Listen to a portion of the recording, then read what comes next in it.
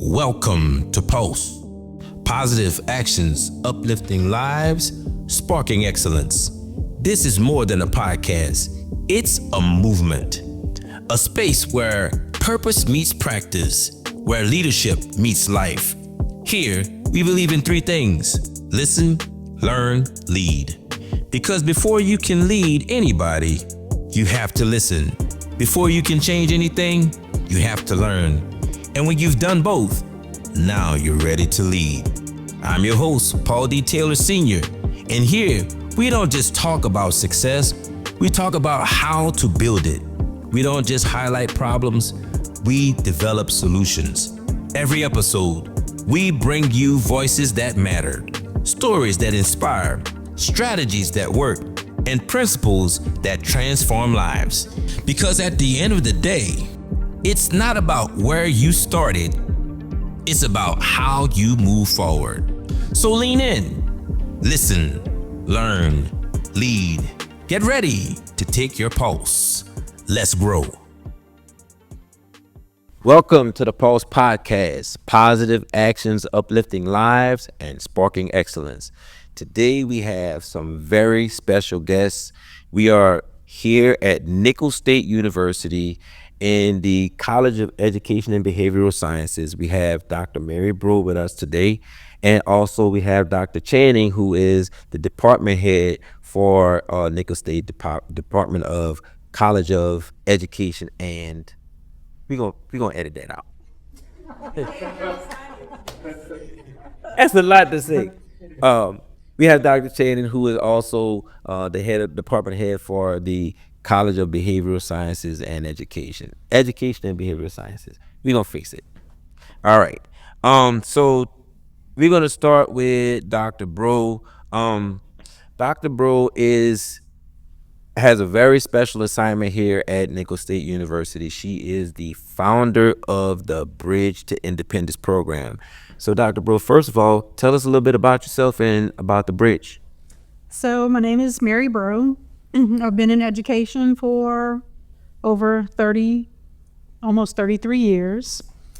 Started in an elementary school teaching special education and came to Nicholls to get my master's and eventually Southeastern for my doctorate, and always had a real special place in my heart for special education. I was an administrator for special education in Lafourche Parish, and when I came to Nicholls, there was a group of students and parents that wanted a program for their adult children at Nicholls. So a friend of mine, she was in charge of disability services at the time. Her daughter was reaching age 22, maxing out in the high school, and they wanted something else for her too. So we met and tried to figure out funding and programming and came up with a certified transition program. It's for students who do not have a traditional high school diploma, for them to continue job readiness and education and social skills, to be independent in living and in jobs. So we started in 2016 with 7 students, and today we have over 80 students in our program. Wow. We are a 2-pronged program, the only program in the state that has 2 different avenues. So we have our certificate students that are in the CTP program that will earn a certificate. It's a 4-year program. And we have our degree program for students that come to Nicholls, accepted to Nicholls first, and then they come to us with an exceptionality of autism, and they are in our degree program, working on any degree at Nicholls. So we're in our 10th year. We're very excited and very proud of that. Okay. One of about 10 programs in the state, but our degree program is the only program of its kind in Louisiana. Wow. Talk about positive actions, uplifting lives, and sparking excellence. So Dr. Channing, you are the department head of the College of Education and Behavioral Sciences. I got it right that time. So tell us a little bit about, your educational background and what it's like to be the department head.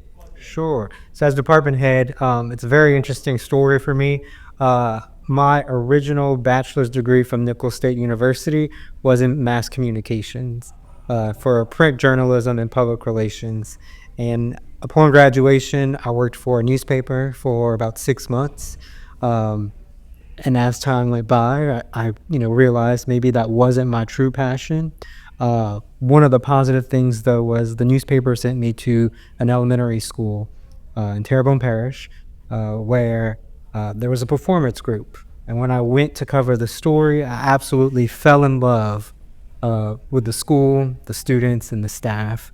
And I believe that was in April or May, and in August, I actually started teaching at that school. So I had to come back to Nicholls, and I came through our Master's of Arts in Teaching program to earn my Master's in Teaching certification at the same time. So my pathway was not the traditional pathway, but I spent about 5 years within the classroom. I taught middle school language arts, 6th grade and 8th grade, and I really enjoyed it. There was a position that came open here at Nicholls to help transition from a one-semester student teaching to a year-long residency, and that was my initial position here at Nicholls. That was almost 8 years ago now. And in that time, I feel like I've done several positions. I've gotten to know the college very well, and I currently serve as department head for teacher education. And in that role, we have undergraduate programs, pre-K to 3, elementary 1 to 5, secondary math, science, social studies, English. And we also have our graduate programs where we are K through 12 educational leadership, but we also have higher education, educational technology, higher curriculum instruction for high incidence disabilities, early childhood education, elementary and secondary education. So we have a lot of programs, and we're working really hard to recruit even more students to our programs these days. That's fascinating. So, this question is for each of you. So what inspired each of you to dedicate your careers to education?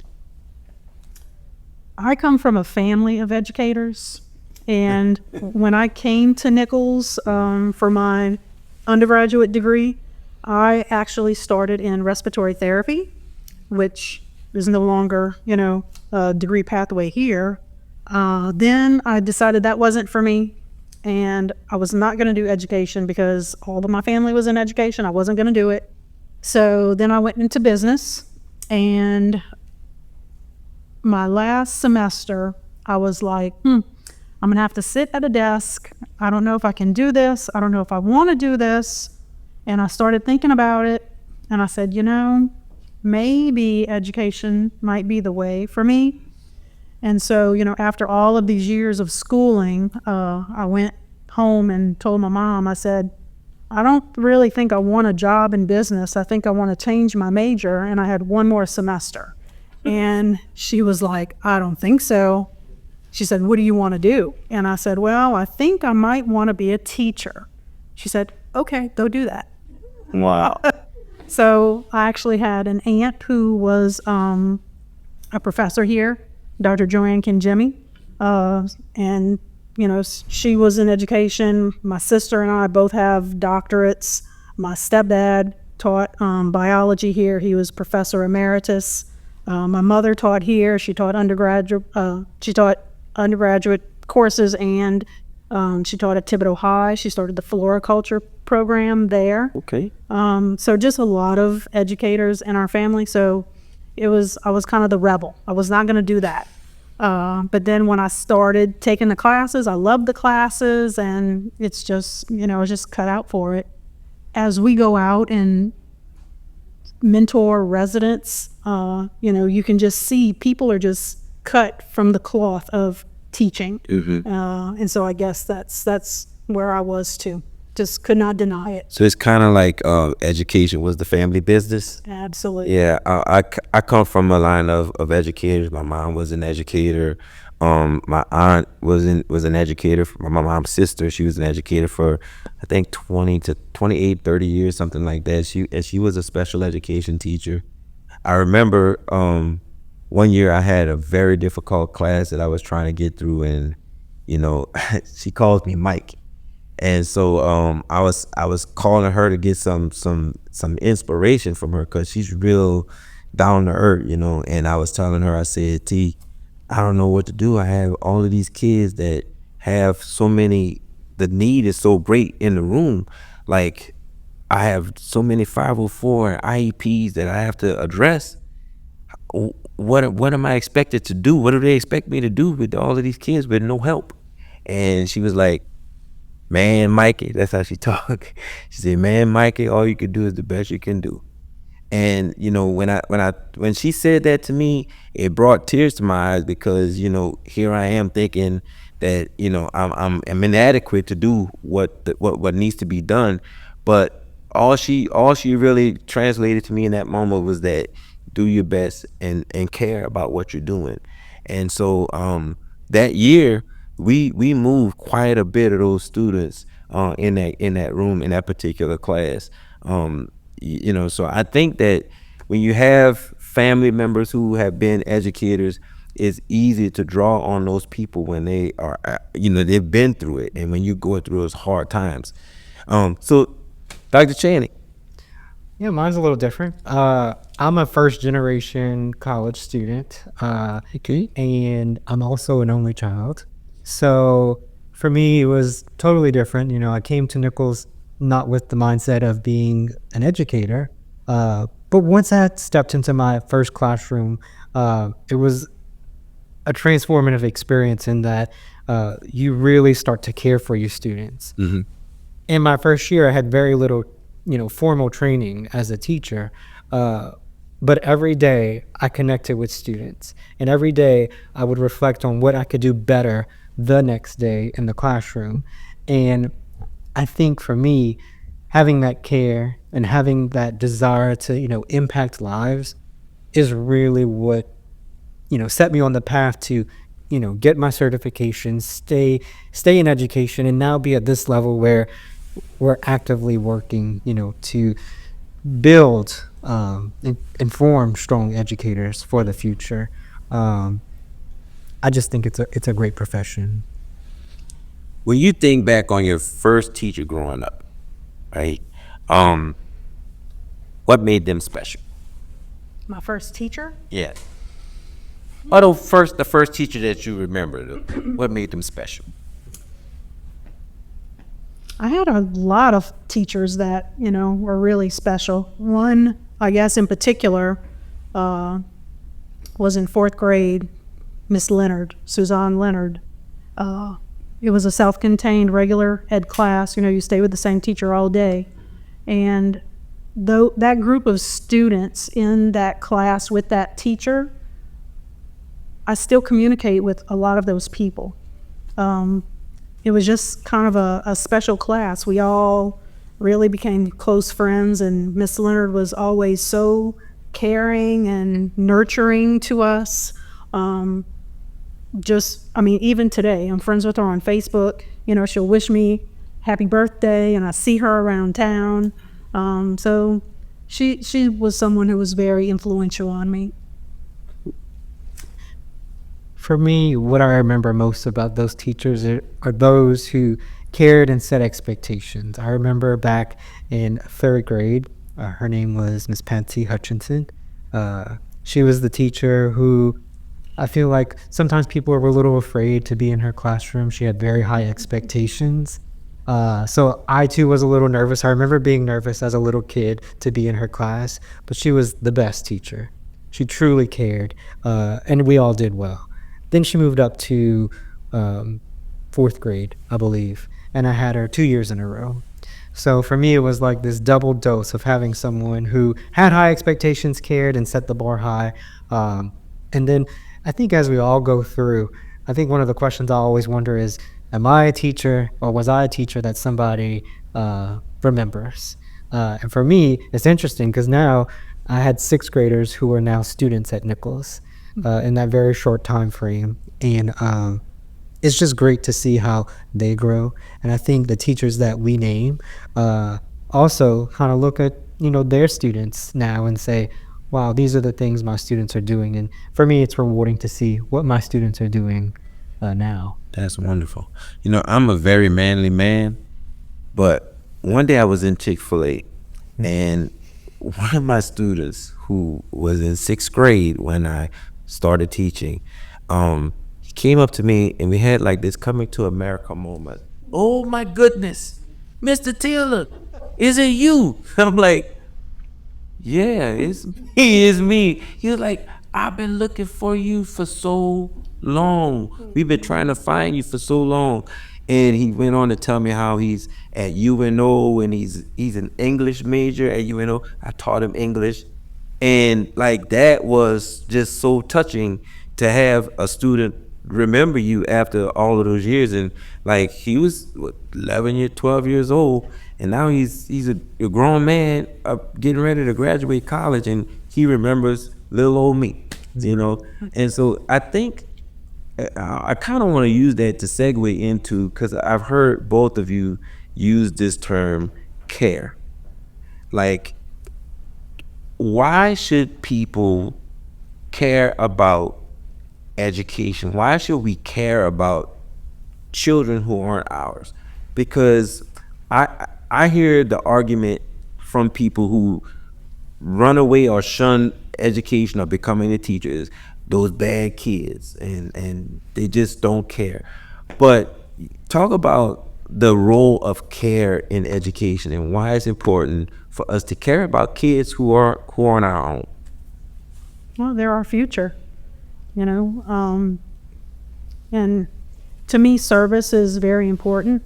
So teaching is almost like a service. You know, you do things for people that you might not know at the beginning, and then you grow to know them, and so you get more instilled in their lives. But, you know, we have to care about one another, you know, to be a productive society. And so, you know, teaching is the greatest profession that allows us to do that, because we get to teach and mentor and care about hundreds and hundreds and hundreds of individuals who are little or, you know, adolescent or even grown, you know, now at the college level. But the care is there wherever you are. You know, I had that care for my students when I taught second grade, and I had care for students when I oversaw special ed, you know, from pre-K through high school and now at the college level. And even typically, sometimes we even teach students and graduate that are, you know, our peers or even older than ourselves. So I just think for me, it's a give back kind of thing, just to have care and just help to impact positively society. I agree. And I think, you know, some students today, sometimes they're coming to school and that's where their needs are being met. It may be their only meal for the day. They may have, you know, had some disruptions in their household the night before where they couldn't sleep. So, you know, if they're coming in, they're putting their head down, there may be some reasoning behind that. And for me, getting to know them and showing them that you care was of extreme importance. And kids and students remember those things. I remember one year for Christmas, we gifted my students, you know, it was like a long candy bar, and then we attached a $2 bill to the back of it. It was the first time many of them saw a $2 bill. And the other day, I was in the Mardi Gras store, and there were the two ladies in the front were just kind of staring at me and looking at me, and I was like, all right. So as I got closer to them, they were like, Mr. Parfait, we were just talking about the time you gave us that $2 bill. And I was like, oh yes, this is who you are. But again, I think kids need someone who can care for them. And that's not just from the home. It comes from school as well. So if I want to become an educator, it speaks to what type of heart that I have, because it's not just something. I kind of feel like being an educator is a calling as well, because I was called a long time and I ran until I was 38 years old and I couldn't run anymore. I started teaching at 38. Yeah, that's why I have to work until I'm 58. but it's been inspiring to, you know, to see, you know, the kids grow, and just to see how your care makes an impact on their lives. I wanna kind of like shift the focus a little bit to recruiting, because I kind of think that this is an opportunity for us to speak to someone, maybe a high school student, maybe somebody who's in a job where they're not really feeling fulfilled, and let's just talk to them a little bit about, how fulfilling it is to be an educator.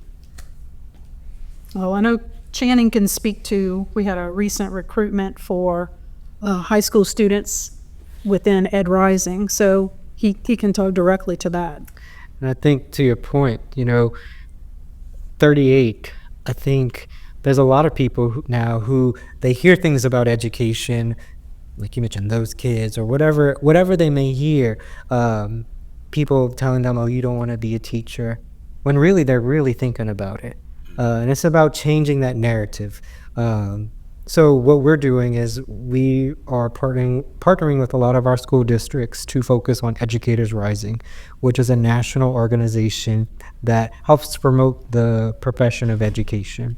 So a few years ago, I went to a conference, the state conference for Ed Rising at ULL, and I learned that in our region here, we were kind of in a Educators Rising drought, meaning we didn't have that many recruitment initiatives going on through the program. So we came back, we held a meeting with all of our school district stakeholders, and we are actively getting more Ed Rising courses going, more Ed Rising chapters going. And as Dr. Breaud mentioned, 2 weeks ago, we had our Ed Rising regional conference. We had 176 high school students who came to campus who have an interest in education. So this means they're either taking an Ed Rising dual enrollment course at their high school, or maybe they're part of the Ed Rising club at their high school, but they have an interest. And the focus is on fostering that interest. So we work closely with those high school teachers to bring them on individual campus tours. We invite them to the conference where they get to meet other high school students from other areas of the state who also have an interest in education. But it was a great day. We had a lot of fun with them. We had different activities. They got to make friendship bracelets. They got to make teacher clipboards because that's part of the program. They're going out in high school and they're observing in elementary schools. They're observing in middle schools to see what they like about those grade levels or what interests them. So as part of the program, we also had a panel discussion with our current Nicholls students who are amazing. They are learning so much, not from the program, but the clinical experiences that we send them out for. And when they got up and they spoke in front of the high school students, you would swear you were listening to seasoned professionals. So for those high school students to hear their perspectives as college students, again, if people have even the slightest interest, we would encourage them to connect with an Educators Rising course or club at their high school. If that's something that doesn't necessarily exist at that time, at this time for them where they are, then we would say reach out to us. We would love to host you for an individual tour so that we can connect you with some of our students, so that you can connect with some of our faculty. If there's even an interest, we're there to help, fuel it even more. So, okay, I'm one of those 171 students. 176. 176 students that showed up. Okay. So now I show up at Nicholls State University, fall of 26, and what does my journey look like as a freshman student going into the College of Education? What does the program feel like to me? Sure. If you're one of those 176, you may already be coming to Nicholls with some education course credit because of Educators Rising. So you may have received credit for our first education course, Education 250, or one of our other courses, Education 110. So you already have like a head start in education. Because of that, you already may know the faculty member who's part of your program if you're 1 to 5 or pre-K to 3 or any of the others. You may have met them at that Ed Rising event. But for all our students, their first year is typically spent what we call upfront with the academic advising department, taking a lot of general education courses. Starting in the fall, we have a new course where it's Education 110, and they will be able to come in and have that interaction with us earlier than they have in the past. But starting in your second year here at Nicholls, you are fully immersed within the education department, and you'll have a mix of education classes and also a few other classes across campus. But at that time, we start sending you out pretty early on so that you can get clinical experiences in local schools. So very heavy on clinical experiences. So it's not just classroom teaching, but also sending you out so that you can get to know the students in different schools and get to know different instructional practices and try them. And then second year, third year, you have those experiences. And then your fourth year, that's your year-long residency year. So you are placed in a classroom with a certified mentor teacher. And throughout that residency year, it's basically serving as your first year of teaching under the supervision of someone. So that when you graduate, it's technically almost like your second year, and you're prepared because you've seen a school year from start to finish. But for that experience, we also have faculty members such as ourselves. We go out and we observe our residents in the field, which is unique to Nicholls because you are getting that university coordinator experience from us, people who you've gotten to know throughout your time in the program, which is unique because when you have very large programs, sometimes you have to get people from the outside to kind of assist with those university coordinator roles. But we're fortunate that we're at the right size where we can continue to do those observations for our residents. So what is the difference between, because I got certified through Nicholls State on their master's program. I have a master's of arts in teaching from Nicholls. My undergrad is in English literature from Nicholls. But we do have a lot of teachers who go to the alternative certification route. Can you kind of like give us a juxtaposition of those two tracks? So the alternative certification route would be for someone who already holds a bachelor's degree, like we did. Now, that field is very competitive in terms of there are many, certification-only programs that you can get your certification in 1 year. There are different universities where you can get, completely online. So there's a lot of competition in that space. The MAT program that we went through, this is its last semester with us because of all that competition. However, we will still have our certification only program. So you can go through that program and earn your certification, but it doesn't necessarily equate to a master's degree at the end. So that will be the option we have moving forward. But again, it's something that doesn't take as much time necessarily as a master's degree, but it keeps us competitive, keeps us in the game with all those different competitors out there. Okay, cool. So as far as recruitment, how are we looking as far as like new people coming in? I know we have the 176, but like new people coming into, because I'm hearing, out in the field that, the numbers are down as far as people enrolling in the College of Educations, and they're really second guessing not going into education. What does it really look like on the ground from your viewpoint? Yes, the numbers are down. You start to see that dip after the 2020 year, and then even after 2023, there's been a slow decrease in the numbers. However, through our Educators Rising initiatives, we are starting to see some things turn around, and I would use one school district as an example. In fall of 2024, they had one student who they sent to us as a teacher education freshman. During that 24 year, we worked with their high school with Educators Rising. We brought them for a visit here. We went visit them there. They came to the conference. And in fall of 2025, that school district sent us 8 teacher education freshmen. So from 1 to 8, which is a significant increase when you're talking about how there's decrease across teacher education programs. So there's power in those Educators Rising initiatives because, like I said, it's about those conversations. It's about motivating people to think about education, not in the way that they've probably typically heard about it or what they maybe see every day. So yeah, those numbers have been decreasing, but I think with intentionality, we can help to start bringing those numbers back up.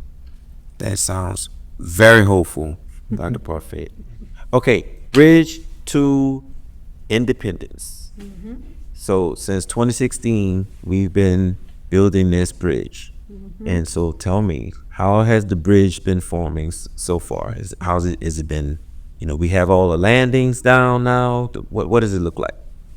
Well, like I said, in 2016, we started with, less than 10 students, and now we're in the 70s.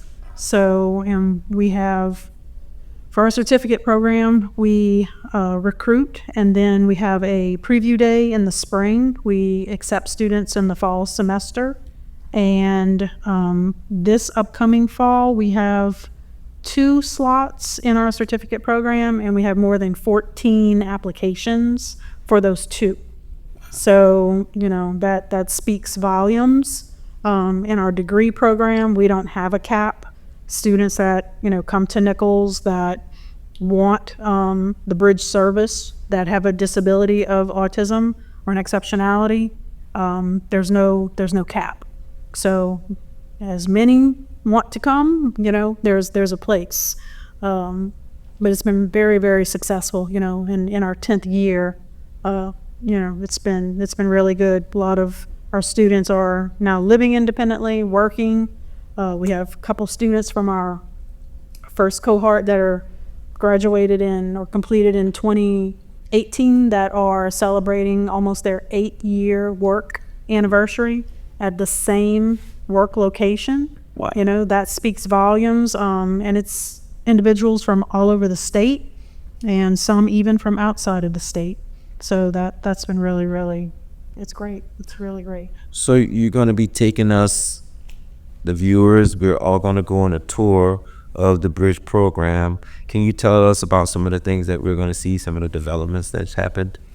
So we are in Hill Hall, right across from the Union. We love this location because we're kind of in the middle of everything, close to the dorms, close to the CAF, close to the rec center. And we had a very, very generous gift that allowed us to renovate our space and expand our space. We were very gracious enough to be able to take over additional space. We took over the computer lab that was for the department and the college, and that was moved to the other side of the building, and so we revamped that for them because they gave us additional space. So now we're located right now in what we call the chill room or the overflow room, which is for, we do social skills in here. If we have a large number of students coming in for tutoring sessions or social skills sessions, that can kind of overflow into here. We have our main room, which is our degree tutoring room, where our students come every day for a class period to have tutoring, mentoring, support. We also have our certificate room, which has a full kitchen, so that they're learning cooking skills, and we have a lot of endeavors going on with the culinary school here on campus. We have a greenhouse where our students are growing herbs in our tower gardens that are used by the culinary students. And also we're kind of trying to start up maybe like a mock business, drying herbs and having different spice mixes developing. It's endless possibilities. It's really, really great, and it has expanded exponentially in the last 10 years. It's constantly evolving. Yes, it's great to see all the, activities that they have going on within this building, the education building.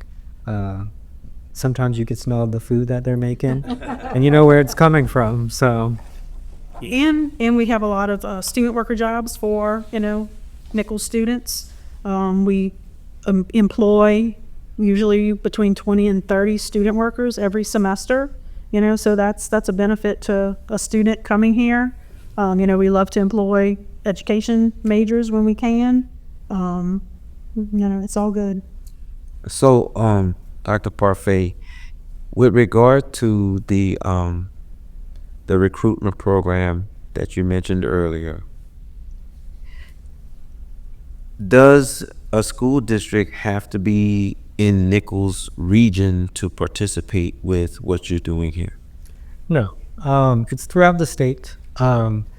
Typically, a school district will likely partner with the university closest to them, especially as it relates to some of the dual enrollment courses. However, the state has developed a universal pathway, the pre-educator pathway. So there are codes for them to have that universal code, so that even if they're from Tangi, that course code probably will carry over to any university to accept that course for credit. So for us, Education 250 is one of those courses. Education 110 is one of those courses. So our students in this region, even if they wanted to go to another university, could likely have that credit transferred, or they can petition for that credit. That's wonderful. And something else that we're seeing too are the students that are coming with credits. If they're coming with TOPS or scholarships, lots of times they are actually earning their degree before their TOPS runs out. So we currently teach in the graduate educational leadership for school leadership here, and we actually have students that are actually starting master's level courses if they choose, With still TOPS money that they're. before they actually complete their bachelor's degree. Wow. So we talked a little bit about recruiting for undergrad. We all have bachelor's degrees already. So now, why should I come to Nicholls State University or any university to get a master's in education? In the school system, what I tell candidates when they come and inquire about school leadership, those that want to be principals or assistant principals, or leading up to supervisors, directors, and superintendents, that master's is going to be the master's if they want to have kind of a change, if they want to be a change leader of many, many people. If you're a school building level leader, then you are able to instigate change for an entire school, and as a director for an entire grade level in a district, and superintendent in the entire district. So, and it is an intrinsic thing. People know, usually they know if they want to be a school administrator or if not. And if they do, I always tell them, it's an opportunity to increase your amount that you're going to be making, because usually that's a big jump from, a bachelor's to a master's, and then especially a master's in school leadership. So I tell them to check it out with the HR department, see what that is. And, sometimes people getting out of school with a little bit of loans or whatever, it's a good thing to have that option. Yeah. So I'm gonna move into our last segment before we do a little tour. Let's talk about school leadership. There are a lot of changes that are happening. The school SPS formula just changed. It made it more difficult for schools to get those higher grades. Most schools that were A's are now B's, B's are now C's. It's kind of like they reset the game for everybody. And even with being on the front lines as an administrator, you see so many policy issues where individuals, school districts are being sued. It's just so many intricacies that are negative. I would like to highlight reasons why people should go into administration.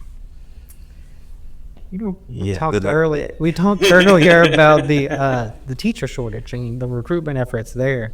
And I think something that is becoming more prevalent in the data is there's also a leadership shortage. Every time someone contacts us, it's not just for teachers anymore. It's also talking about leaders and how we can strengthen that pipeline. So I think to her point of, there are opportunities out there, certainly true, more so than ever. But if you ask me how we fix that, just quite yet, I can't answer that for you. But if you look at society in general, there's any leadership position that you're in, be it in education, business, banking, anything, there's going to be those issues that are going to arise. So it's not just specific to education. But if you want, educational leaders are curriculum leaders. You have to have the understanding and the love of curriculum. It's not just somebody at the top directing, what needs to happen next.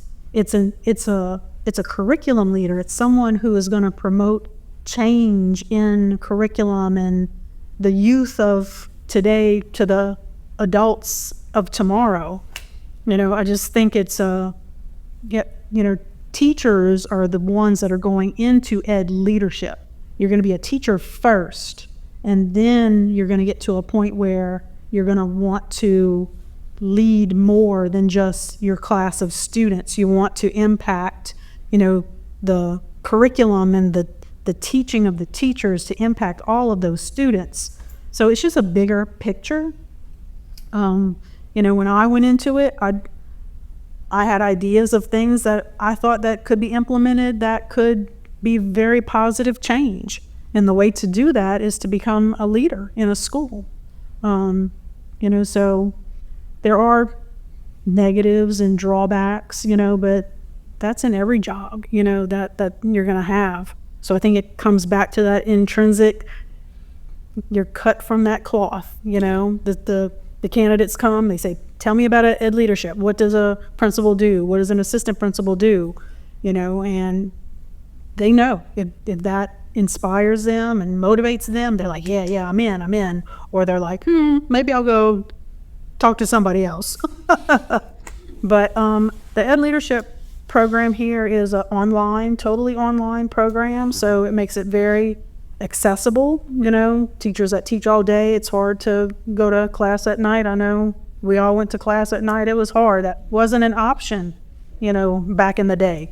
But it is now. People are very technology friendly and, so our program is totally online. We do have a pathway that individuals can finish within a year and a half. And we do also offer certification. So if somebody already has a master's in an education field, they can do an add-on with less classes to be certified as an Ed Leader 1 on their teaching certificate. The night of my last class, it was in 2019. I remember it was a rainy night, and I was driving driving up Highway 20, and I rolled my window down, and I screamed out of the window that I was finished. Yes, if you live on Highway 20, that was me screaming out the window. But it's good to hear that it's completely online. It's completely accessible, where you don't have to drive in weather or to get to it. And after, especially like you said, after working a whole day as a teacher, as an educator, which is a workload in and of itself. But I think that's a big plus. So if you're interested in joining the Nicholls State College of Education and Behavioral Sciences, you can access them online at the NSU website and just go to that particular college in the drop-down menu. I think that this is an amazing opportunity for us to get more people energized about education. That might be my new slogan, energized about education, because I do think it's going to take an energy for us to move past those difficult struggles and things that we see. Dr. Breaud is unfortunately going to be moving on from us in a couple years. So, we still, those of us who are still in the fight, we still got to take up the mantle going forward. I guess I just kind of want to do one last little PS. let's have a quick conversation about the use of AI, because that is something that we're seeing on both sides of it, on the professional side and on the student side.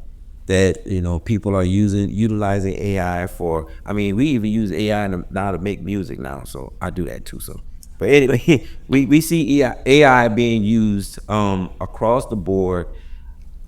How do you see, before you retire, how do you see us managing that going forward? That you know, using it as a tool versus a crutch. Yeah, that's the kicker. It is a tool, you know. So there's some really good things about AI. I enjoy using AI, but as a tool, as a resource, to be able to get some information to, you know, spawn me into looking at other research, you know, and I'm sure, you know, it can be taken advantage of also. So there are things in place that every school and university, you know, has to put in place to be cautious about, you know, you don't want someone totally using AI. But I think as a tool, you know, when I have to write a letter or, you know, a cover letter, and you can put some things in there, and it gives you some really nifty little things to be starting points. Right. I remember us having similar conversations when I started teaching in 15 about Google. Like, kids, all they wanted to do is Google it, you know, and it, you know, and I did a project with my 6th graders, does Google make you smarter? And their conclusion was no, because Google gives you so many things. It takes away your focus on the one thing that's important. You have so much to sift through. And so I was very impressed. All of my students in that class made an A because of that discovery. And, you know, but I think that we need to harness the power of it, because it is a powerful tool. But just as we did with Google, we also have to put parameters, you know, and I think that, you know, going forward, I guess you're leaving that for Dr. Parfait to. Well, she keeps extending her years. Well, that sounds great. I'll take it. But I'll say this. I also think it requires some, you know, creativity on our end as professors, in terms of, you know, telling someone they can't do something, like you can't use AI, will only make them want to use AI. Yeah. So intentionally incorporating it into assignments in a way that makes it a tool, makes it accessible to everyone, but still requiring another element that requires them to do something with whatever we've prompted them to consider. Just earlier today, as part of our post-conference process for the observations, I was able to, with permission, I of course recorded the resident teaching in the classroom. I uploaded that voice recording to an AI server, where it then provided me with a script of what the teacher said and what the student said. And then I was able to combine that with our rubric, the Louisiana Aspiring Educator rubric, and I prompted it to give me a strength, an area for growth, provide me with a score, with an explanation for each of the indicators. And I used it as a tool, because I did not necessarily agree with what it provided with for the growth and some of the different scores. But it provided me with a starting point, and it provided me with a much better script than what I originally scripted when I was in the classroom. So again, using it as a tool, not an end all, because I did critique and edit a lot of what was provided from it. But it's all about working smarter and not harder sometimes. Yes. Yeah. Okay. I think we might have solved 50% of education's problems here. We do have a lot of promise and a lot of hope, a lot of positive action, sparking excellence here at Nicholls State University. I think that we're gonna go to the different areas of the new facility, and we're gonna see you in a little bit with the tour.